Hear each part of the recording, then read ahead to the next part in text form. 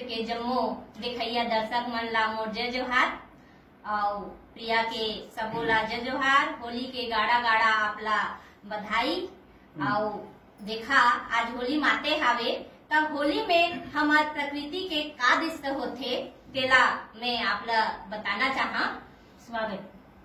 फूले पर सा फूल है लाल दिखे सब डाल, फूले पर सा फूल है लाल दिखे सब डाल, सतरंगी चोला करे आगे रंग तिहार, सतरंगी चोला करे आगे रंग तिहार।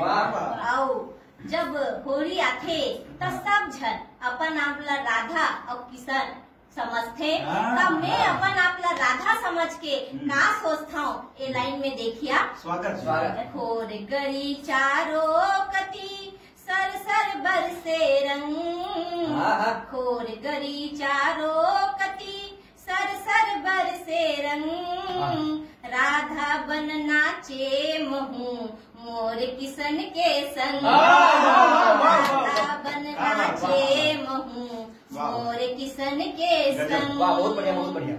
और ये कोरोना के काल चला थे तो कोरोना के काल में मैं होली में का कामना रखूं मेला सुनिया। स्वागत।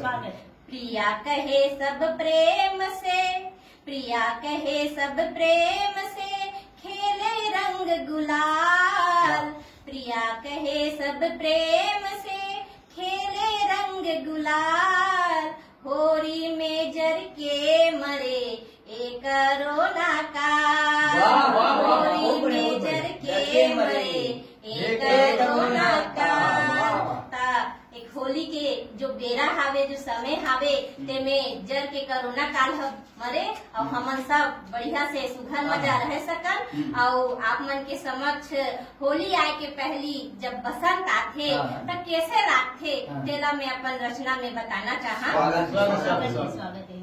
बसंत राजा आगे संगी छाए जम्मो डहर बहार, सर सर सर पवन चले जी, सर सर सर सर पवन चले जी, बहे बसंती सुघर बयार, सर सर सर सर पवन चले जी, फूले परसा जम्मू कोती, फूले परसा जम्मू कोती, लाली लाली है जी डार, प्यूरा प्यूरा सरसों फूले, प्यूरा प्यूरा सरसों फूले, भाई सुघर खेती खार, प्यूरा प्यूरा सरसों फूले, हासत हावे गेहूं के बाली, हासत हावे गेहूं के बाली, नाचत है मऊहा मतवार, सुघर फूले फूल हवे जी, सुघर फूले फूल हवे जी, लच लच लचते हावे डार, सुघर फूले फूल हवे जी। और अंतिम